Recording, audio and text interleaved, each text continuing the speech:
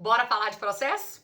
Eu sou a professora Gabriela Oliveira Freitas e esse semestre eu vou lecionar na graduação Teoria Geral do Processo. Então, enquanto eu estou aqui organizando e elaborando as minhas aulas, eu vou compartilhar algumas coisas com vocês. Então, ao longo desse semestre é bem possível que o meu assunto fique mais focado na teoria geral do processo. Você pode estar na graduação, na pós-graduação, talvez enfrentando essa disciplina ou estudando ela para algum concurso específico. E talvez você já tenha se perguntado, mas o que quer dizer uma teoria geral do processo? E primeiro é importante entender o que é uma teoria. Uma teoria é um conjunto de enunciados, de proposições, de hipóteses para explicar um determinado assunto. Então, quando eu tenho uma teoria do processo, eu tenho um conjunto de conhecimentos, de proposições para explicar o que é o processo. E essa teoria é chamada de geral porque ela não é exclusiva do direito processual civil, ou do direito processual penal, ou do direito processual do trabalho. Ela pretende explicar o conceito de processo.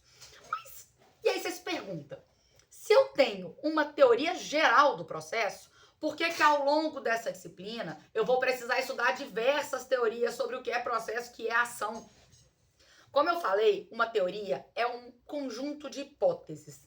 E hipóteses quer dizer que elas não são verdades imutáveis, absolutas, inquestionáveis. Quer dizer que uma teoria é uma proposição e que precisa ser submetida à crítica incessante para eu ver se ela resiste. Uma teoria científica, ela precisa ser testada, porque pode ser que ela não resista à crítica. A teoria mais resistente vai perdurando aí por mais tempo. Então, ao longo dos seus estudos de teoria geral do processo, você vai se deparar com teorias que já não resistiram à crítica, que já foram criticadas por teorias subsequentes e que vão continuar a ser criticadas ao longo de todos os estudos de pesquisa científica sobre esse tema.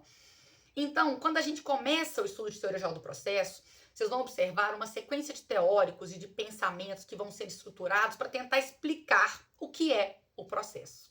E é isso que você enfrenta ao longo dessa disciplina. E é muito interessante observar que toda vez que uma teoria falha, surge uma na sequência, para poder explicar aquilo que a teoria anterior não conseguiu, para poder enfrentar aquela crítica que a teoria anterior não resistiu. Então é por isso que você vai passar por esse percurso ao longo dessa disciplina de teoria geral do processo. Então, uma outra questão que é interessante observar nesses estudos é que essas teorias, elas são variáveis de acordo com o modelo de estado em que se encontra. Algumas teorias faziam até muito sentido quando se estava num modelo de estado liberal ou num modelo de estado social, mas que num contexto de estado democrático de direito, essa teoria já não consegue sobreviver mais.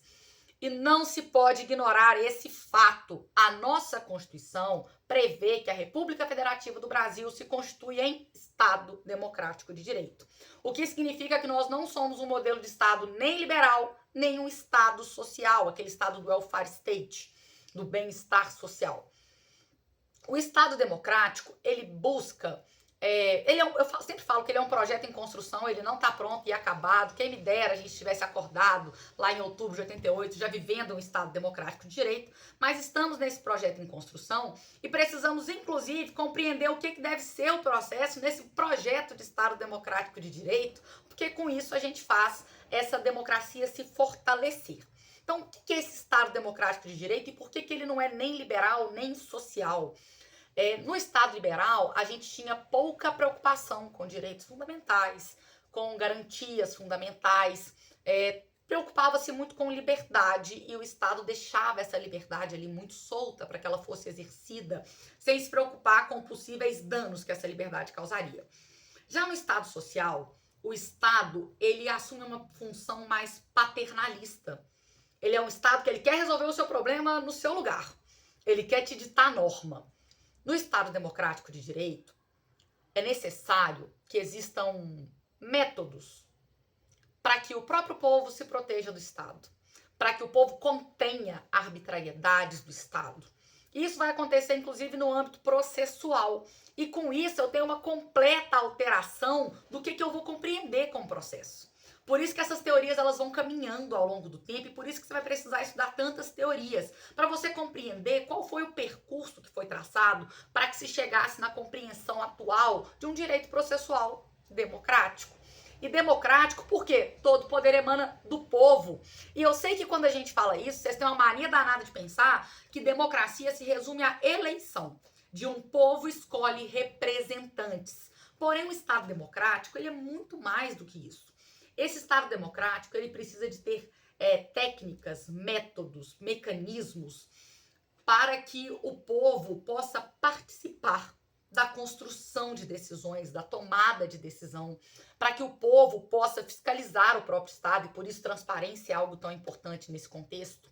É preciso que esse povo não seja ali resumido a um pessoal que escolhe um representante para falar em seu nome e depois torce para tudo certo.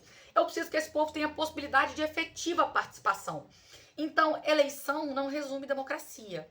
O que significa que eu posso ter democracia no âmbito jurisdicional, dentro do judiciário, mesmo que a gente não eleja juízes. E alguns países têm a experiência de que elegendo juízes, a gente também não alcançou democracia dentro do judiciário. Essa democracia, ela vai se instaurar pela participação do povo. E o povo que participa dentro da atividade jurisdicional, dentro do direito processual, são as partes, por meio de seus advogados, sejam elas podendo produzir provas, podendo recorrer, podendo se manifestar, construir alegações e participar de forma efetiva da construção de um provimento final, de uma sentença, participar de forma efetiva das decisões que são proferidas ao longo do procedimento. Então, o direito processual, para que ele seja compreendido nesse contexto, para que se estruturem teorias que expliquem o que é o processo nesse contexto, eles têm que passar por essa análise do que é o Estado democrático.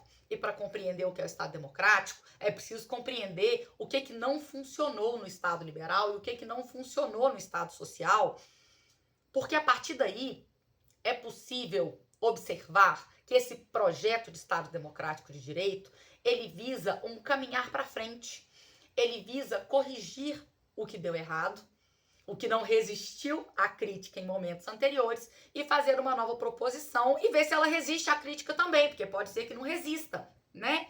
Então, dentro desse contexto democrático, a compreensão do processo vai exigir construção de teorias que compreendam o processo a partir dessa perspectiva democrática.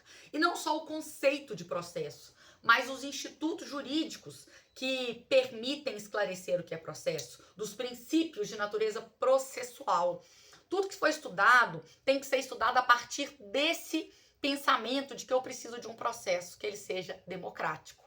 Então, por isso, vocês vão enfrentar várias teorias explicando vários dos institutos jurídicos que serão enfrentados ao longo dessa disciplina, para que a gente consiga compreendê-los todos de forma democrática, de forma a permitir a construção de um conceito de processo que seja alinhado a esse paradigma em que estamos de um Estado democrático de direito, que, mais uma vez, não se resume à eleição. Ele não se resume a uma mera escolha de representantes, mas ele envolve a efetiva participação, a incessante fiscalização do Estado, para que o povo tenha como controlar o Estado.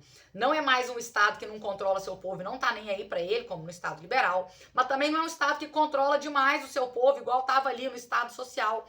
É o inverso. É um povo que controla as atividades do Estado, o que inclui a atividade jurisdicional.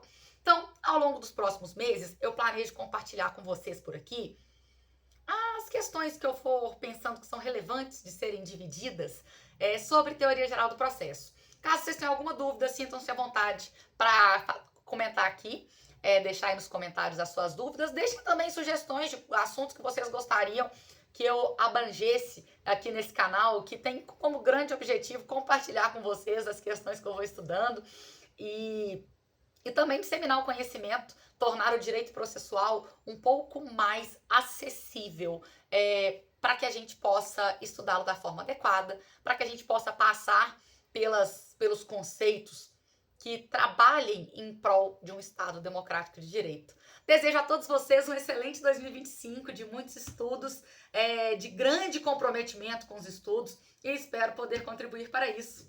Até a próxima!